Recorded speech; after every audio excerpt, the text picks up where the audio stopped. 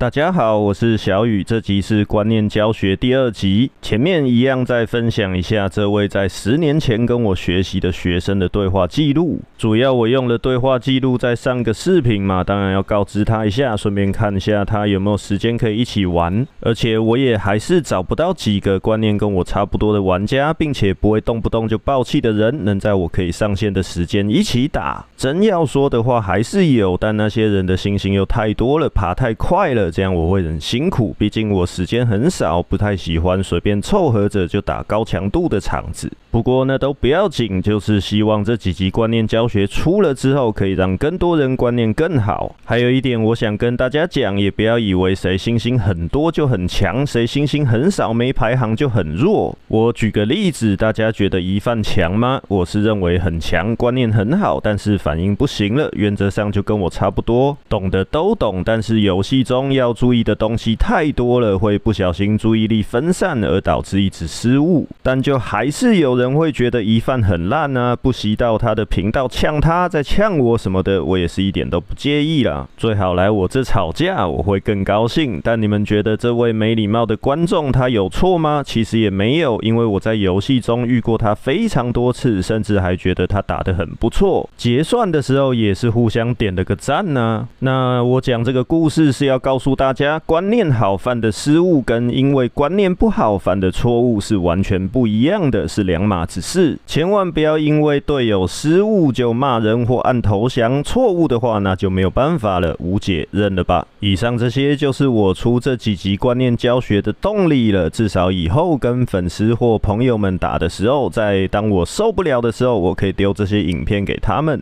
然后在当你理解完全部我这几集讲的东西之后，你也可以分得非常清楚什么是失误，什么是错误。在来进入主题之前，先提醒大家一定要切记，直接看答案对你不会有太多的帮助，请依序循序渐进，先看第1集回答思考，直到你认为没问题了，正确了，再来看这集的答案做比对，看看有什么地方是你回答漏掉没有的。假设说，如果你看了这集跟你自己先前回答的内容差了很多字，或是少了很多东西，那就代表你不是真正完全懂什么是开战时机，请自行反复练习，直到你能够看懂第1集的内容，可以不需要太多思考就回答出我在这集给你的完整答案，这样对想精进学习观念的你才会有实质上的效果。那现在大家看到的这段素材，这个就是我被观念不好的玩家骂，当然也只能吞了。如果我单排，我一定停下来跟他吵架，这就是我爬不上去的原因之一了。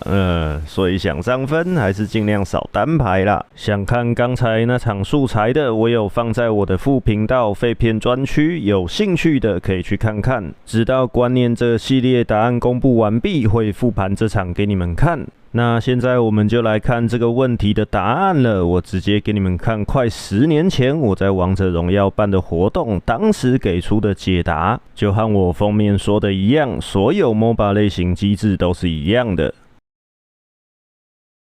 刚才空一段没声音，是为了方便你们按暂停看答案，不被字幕挡住。这个截图就是完整的答案啦，因为游戏不同，只是主宰大龙变成了乌龟领主而已。然后再来，我会配上画面给大家做解说，以下内容全部理解之后，你才可能可以看懂职业赛在打什么。不然看不懂，就算你常常看职业赛，也对你在游戏中的表现没有任何帮助，那叫盲从，没有任何意义。好，那现在来看我上集出的2段问题，在我给你们的答案上包含了哪些。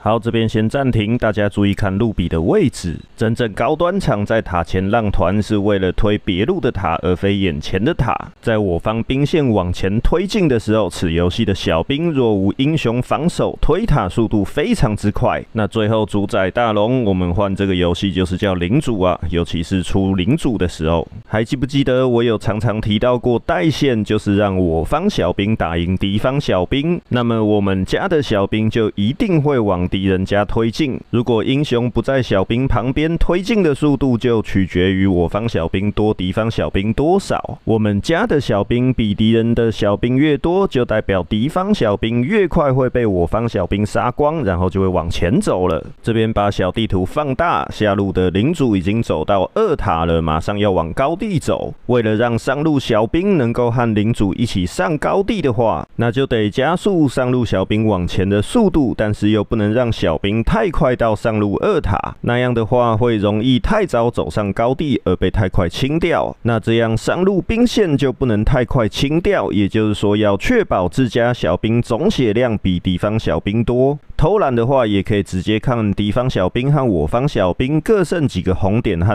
蓝点，就是要确保自家小兵打得赢敌方小兵就对了，然后把碰撞处停留在地图中间。敌方英雄想清兵带线也比较困难，过去的话可能会被抓，不过去就只能放2塔，要守2塔就只能让队友少打多，设计成让敌人只能放2塔的局面。所以在抱团之前，一定要先处理好兵线，才有接下来的战斗可以打。不过因为这个时间点本来敌方就死3个了，推中路2塔当然没问题，敌人在等复活嘛，但是接下来敌人就会复活出来守家了。为了配合领主一起进攻，我们得想办法加速上路兵线往前的速度，又因为越多英雄在领主旁边可以增加领主越多的防御力，这点非常重要。这边就是路比做的事情，把下一波兵线先消耗一些血量，即使只是一个简单的一技能，也能让我方小兵可以更轻松打赢敌方小兵，处理好兵线问题，马上和队友会合抱团。不过路比大招回很快，所以他是直接大招清兵消耗血量了。来这边放大给你们看，路比回血跟位移就是在清兵。这边如果你看不懂，请去看武则天那集教学，里面有讲到。那为什么抱团前一定要带线？大家看到那个0是不是就一定得去清上路2塔的小兵，以阻止我方上路小兵和领主一起攻上高地？那么我方在抱团拆塔时，就会再少一位敌方英雄守家清兵，让拆塔变得更轻松一些。假设那个0选择守家，上路小兵就会先拆掉2塔，然后再和领主一起攻上高地。但他不可能这么做，因为蓝方抱团加领主，红方现在少人，肯定守不住领主这条线。那个0就算来守，肯定也会送掉，然后就直接输了。只好先清上路小兵，拖延一点时间，不要让小兵和领主一起上高地。他必须等他死掉的队友复活，只要主堡还在，一切都还有机会。好，回到主题，带线的目的就是为了支开敌方英雄，让我们更方便推塔。再来就是为什么要跟领主一起冲主堡干人了？为什么不是退出去跟小兵一起推高地塔？就是我刚才答案上框起来的字。当然，首先有抓到1赫的话就可以直接赢了，但没抓到也是正常的事。高段位的敌人不可能那么笨，所以在抱团之前一定要确保至少有另一条兵线会进攻敌方的防御塔。这边看到我们的小兵已经开始对中路高地塔开始消血了，然后待会上路的2塔会被小兵给秒掉。有领主时的强化小兵拆塔速度是非常恐怖的。而开战冲主堡的目的就是要让所有敌人都专心阻止主堡被爆掉，让他们专心防守，没办法清兵。要知道 MOBA 游戏都有一个一样的机制，就是小兵靠近敌方防御塔会降低防御塔的防御力，包括主堡。所以这边就看到迪斯拉在做的事情，就是让这场战斗还有接下去的内容跟原因，用生命换取领主无法靠近主堡。没有小兵或领主在塔旁边，只有英雄打塔是几乎打不太动的。另外在领主旁边，领主防御也比较高，让领主活越久，拿下主堡的几率就越高。再加上刚才有支开那个0去清上路兵线，所以现在能确保有好状态可以进攻主堡，这样必定会让敌方所有人全力守主堡。可是这边最大的问题是迪斯拉太硬，打不死他，领主又靠近不了主堡，所以这边只能趁敌人复活前把技能梭哈，把迪斯拉先收掉，也一定要开战，才可以让那个0也来守主堡跟打会战，而不是磨磨蹭蹭的不赶快开战，那就会让0还有时间把正在推中路高地塔的小兵给清掉。总结一下，冲主堡就是强迫0参加团战，不给清兵。兵，进而去推掉别路的2座防御塔。你在上一集的答案至少要提到这点才算合格。这就是开战时机，属于一定要打，甚至就算是敌人5个都活着都在，打不赢也要打。更何况敌方还差几秒钟才复活呢。开战时机绝对不是什么技能不足、走位失误什么的，高段位绝对不会犯这种错误。所以看到没，这个0连清中路小兵的时间都没有，不打会战就直接等输，迪斯拉就变成白白牺牲了。红方更要趁蓝方技能不足时，尝试看看，不求杀到人，只求打退，就可以让主堡活下来。对于红方，这样已经是最完美的解决方案了。至于为什么这个0不等哈里斯复活再上，也是因为要趁敌方技能不足的间隙，才有打赢的可能性，而且也可能可以活下来，只是这边有点可惜了，最后这个0还是被收掉了。所以这边大家看我的答案，也就是大部分玩家都会做的事情，这场有出现吗？没有，因为根本不会有人犯这种被消耗，然后因为血量不足被抓死的错误。消耗血量寻求开战时机的方式，只存在路人场，也就是我们平常在打的排位赛。所以我刚才说，你答案里面没有为了推中路高地塔的都不算合格。一定要切记 ，MOBA 游戏就是推塔游戏，所有战术包括赚钱杀人清兵，最终都是为了爆掉敌方主堡而存在的。来这边小地图放大给大家再看一次，你们看上路2塔是不是被秒了呢？就是因为路比控制了上路兵线，中路炮车也差一点点就把中路高地塔给拆了。所以注意哈里斯复活出来，他是打领主还是打中路小兵？然后这边蓝方全部都撤退了，原因就是刚才开始撤退的时候，大家都没大招跟战场技能了，很多小招式，也就是所谓的1、2技能也都用掉了。就算是3秒钟也可能够哈里斯杀你了，但这不是最重要的，最重要的是没有小兵在打高地塔了，也没有小兵在塔旁边给予扣防御力的功能了。所以看，除了简单的撤退原因，我刚才说的没兵了也是一个重要的因素。至于我这答案上没有写，是因为这不是必要的撤退底线。但大家看，没有其他小兵在的时候，清领主的速度有多快？红方还只有3个人而已呢。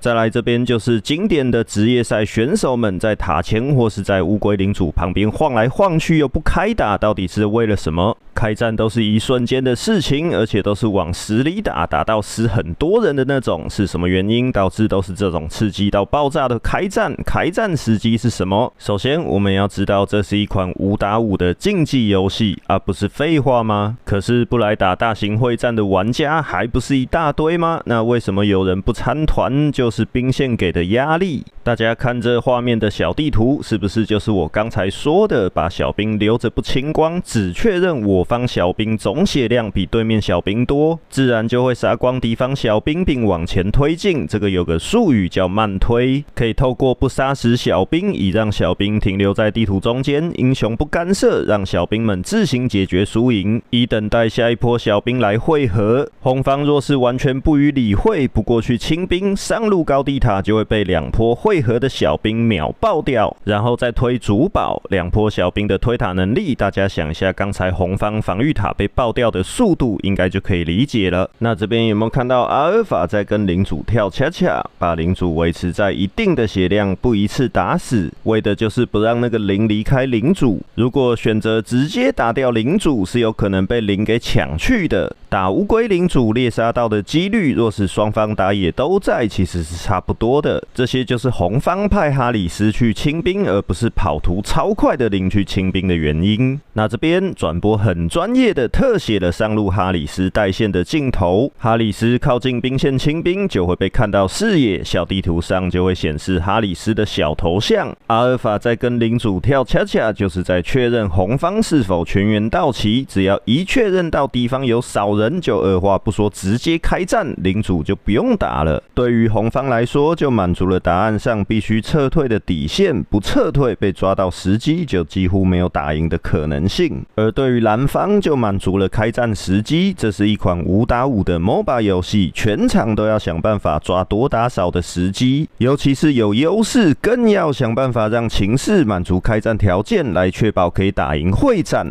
至于视野，就是防御塔跟小兵还有英雄本身。任何敌方单位在我方上述东西的旁边，大约距离10码出现，就会被看到，会在小地图上显示出来。这点非常重要，就是拿来判断开战时机的。尤其是清兵的距离，通常都比这个距离更短，但要注意给予刚才说的视野单位伤害，也会短暂暴露自身视野。这边黑色框起来的地方，蓝方在这个时间点就看不到；红色框起来的地方就看得到，因为旁边有小兵嘛。阿洛特是因为他在草丛，所以蓝方看不到他。但假设阿洛特对外头的英雄造成伤害，也许是放大招控人之类的，那阿洛特站的这片草丛就会整片亮起来，被蓝方看到。再例如，把阿洛特换成泽维尔，在草里面对上路的小兵射地图炮清兵，泽维尔也会在对面的小地图上亮起来一下子，一样是整片草丛会亮起来。如果草丛里面有其他队友，也会害到蹲在同一个草丛的队友被看到。然后这边话题再拉回来，红色圈圈圈起来的地方就是蓝方小兵看到哈里斯了，小地图上就会显示出来他的位置。而黑色框起来的地方，蓝方在这个时间点就看不到，只要看不到就要直接预设敌方英雄在附近或蹲草，直到看到了才可以确定不在。一经确认此会战为5打4，立刻开战，不能迟疑。这个时机就只有不到10秒钟而已，可以看小地图他走过来的时间算一下，所以我才说啊，还得语音提醒才上，怎么来得及呢？说完再等你反应过来都快10秒了，所以搞懂开战时机非常重要，也就是看小地图，算敌方人头数量，也别忘了我们平常打路人局，不光只要看敌方人头，也要看自家队友的人头在哪里，数量一样就尽量别往死里打，留点状态保命和生存空间，认为多打少就不要客气，往死里打都没关系。所有 MOBA 游戏最重要的就是今天这集的东西了，中后期就只看这个观念而已，其他讲实在的都不是很重要。另外一半则是英雄的等级跟经济，还有这集算人头数量的延伸用法，那我们就下一集观念教学我再来慢慢讲解吧。如果你觉得今天的内容都很简单，并且在实战中也不会打过头，不会常常追人追太久，被反包夹、被反杀之类的，那恭喜你，原本就是大神一个。那如果你觉得有用，并且还想进步，请重复你第一集回答的动作，直到你能够回答出正确答案来，这会对你非常有帮助的。